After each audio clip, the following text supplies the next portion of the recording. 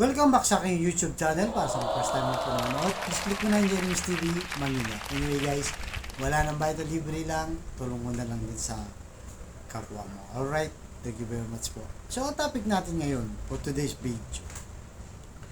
Sara Duterte, di na nakatiis. Binakbakan na. Binabatikos na ang gobyerno ni BBM. Diba guys, after 2 years, may higit lang, yung dating unity na naakala ng lahat solid, di ba? Aasenso ang bayan dahil magkasundo ang presidente at vice, pero hindi nagtagal, eto sila ngayon nagbabakbakan, di ba? Lalo na itong si Sara, lumalabas guys, na siya yung matinding kritiko na ngayon ng gobyerno na iniisip ng lahat, di ba? Yung mga oposisyon, mga dilawan, mga piklawan, hindi.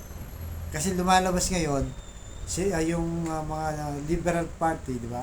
O yung mga Pinklawan, Dilawan, nakakasundo sa mga ibang bagay.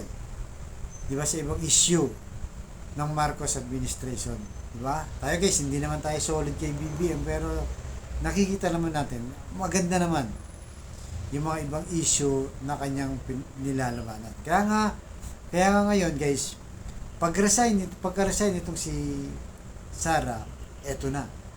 Sinisimulan niya na. Nagsimula to guys nung pagkatapos niyang, di ba, nung makita ang kanyang video, ay litrato, na papuntang Germany, kasagsagan ng Bagyong Carina. Tapos sumibat siya, yun, nagkaroon ng issue. Nag-viral talaga yun guys. Doon siguro nagalit sa atin. Hindi pa dumarating dito sa Pilipinas guys, bumabalik sa ating bansa nun. Binanatan niya itong si PNP Chief Marbil, di ba? Kung ano-ano sinabi niya, di ba? Dahil pag-withdraw ng 75 na security niya, di ba? Ganon din si Baste, di ba? Binabanatan din si PNP Chief Marbil. At kung ano-ano pa mga paratang nila, paninira sa gobyerno. At ito direkta na kay Pangulong Bongbong Marcos na ang bakbak ni Sara.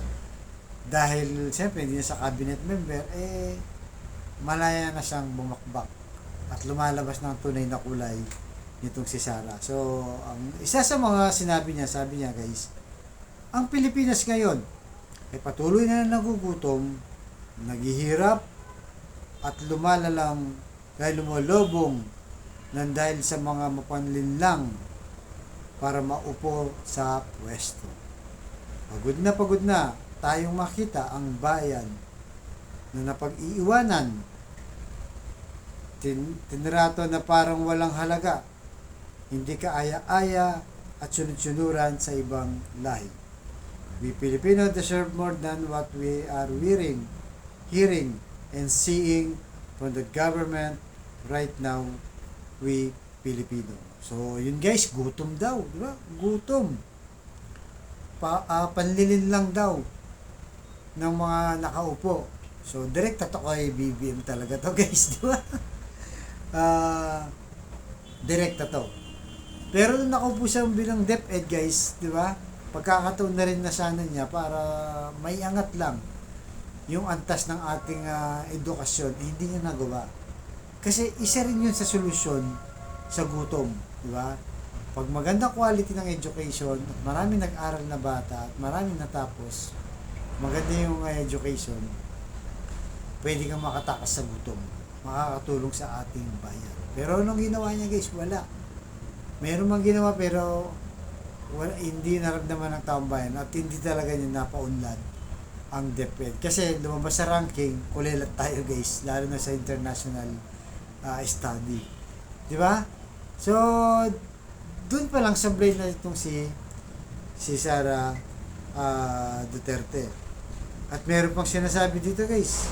Sabi niya dito, ito tinira naman dito yung mga congressman. 'Di ba? Pati yan tinira kasi alam naman natin na hindi siya pinagbigyan doon sa confidential pa niya kaya nagagalit. So sabi niya, pagod na tayong makita ang bayan na napag-iwanan. Ayun pa lang kanina yun guys, sorry. Iba lang kanina yun. Ang rushback pala ng isang congressman ito. Si Joel Chua, dito yan sa Maynila guys, district rito, alam mo. Nasaan siya? Kailangan siya ng mga Pilipinong, sabi niya, mahal niya. Resulta dapat na kulto ng mga Pilipino dapat hindi yung nananahimik siya kapag China na ang issue. Yun lang guys, yun. Tama naman yun, si Congressman Chua.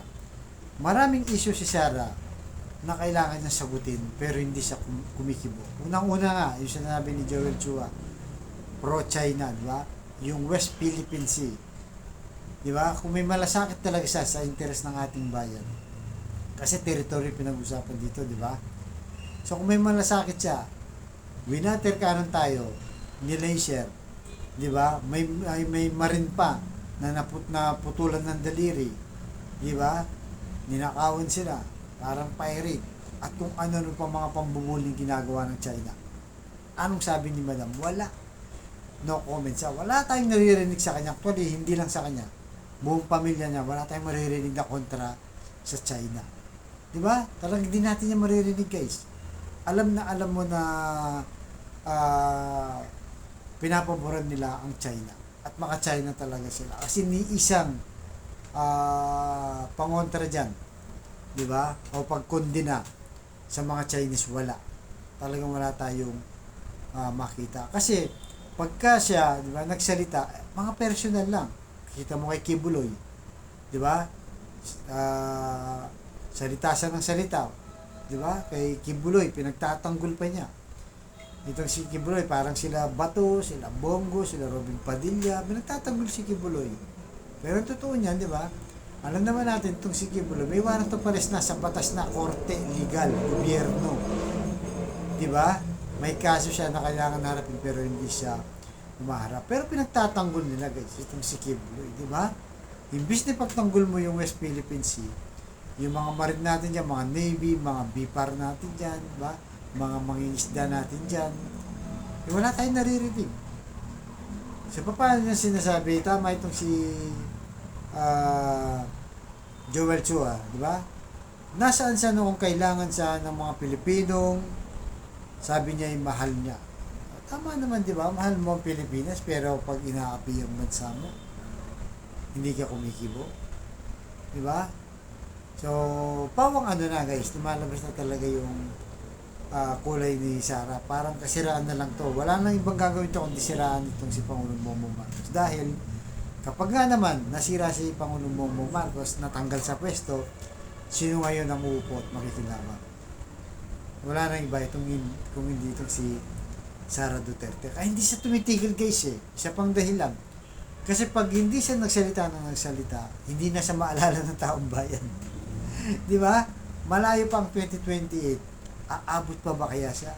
Di ba? Kasi ngayon pa lang, marami nang nag-withdraw ng suporta sa kanya. Una-una nga dyan, yung mga BBM vloggers dati na unity, di ba? Ngayon, kinokontra na siya. Talagang binabakbakan na rin siya, guys. Sa cabinet member, wala na rin. Talagang nawawalan siya ng suporta dahil sa kanila rin, kagagawan din nila, di ba? Kasi nga naman, tatay niya, bakbak ng bakbak ay BBM sa gobyerno, di ba? Ambis na paupahin yung iawat yung kanyang tatay tsaka yung kanyang mga kapatid, sila baste, di ba? Pinare-resign itong si BBM. Wala eh, ambis na yung unit team na pinagkatiwalaan ng taong bayan, dapat sila mismo yung mag-unite. Wala. Paano tayo asenso, di ba? So, kaya ngayon, di ba, sabi niya sa sa akin guys, nagpa-press conference ngayon, na hindi na rin sila nag-uusap ni Pangulong Bongbong Marcos. So, ibig sabihin, kanya-kanyang buhay na sila, guys. Di ba? Kaya, makita natin na wala, hindi talaga naging sincere ang unity. Kaya ngayon, marami na rin ang bumabatikos kay Sara at nag-iingay na siya para lang mapansin at siyempre, para makuha ang simpatsya ng taong bayan. Pero ang tanong yun, kung papanig sa kanya ang taong bayan. Kasi nakikita natin, di ba, sa usapin ng ICC, kumukontra siya. Dahil tatay din, di ba? Kay Kibuloy, dahil malapit sa kanila, kumukontra siya. Di ba? Sa West Philippine Sea, wala. Wala kang masabi. Kaya, guys, talagang wala na tayo asahan kay Sara kundi kontrahin yung gobyerno ni BBM. Kaya guys, anong masasabi nyo dito? sa pagbakbak ni Sara sa gobyerno ni BBM. Talagang naghihintay na lang ba siya na matanggal si BBM para sa ning pumesto? O talagang wala na talaga yung unity team? At malinaw naman, wala naman talaga na yan, guys. Kaya abangan natin kung ano pang mangyayari at kung ano pang sasabihin ni BP Sara. Kasi tuloy-tuloy siya, guys, eh. Mula nung pagdating niya mula sa Germany, wala. Ayaw niya mapag-usapan si Taylor Swift. Alright, guys, hanggang dito lang po. Bye sa susunod na vlog. Thank you very much.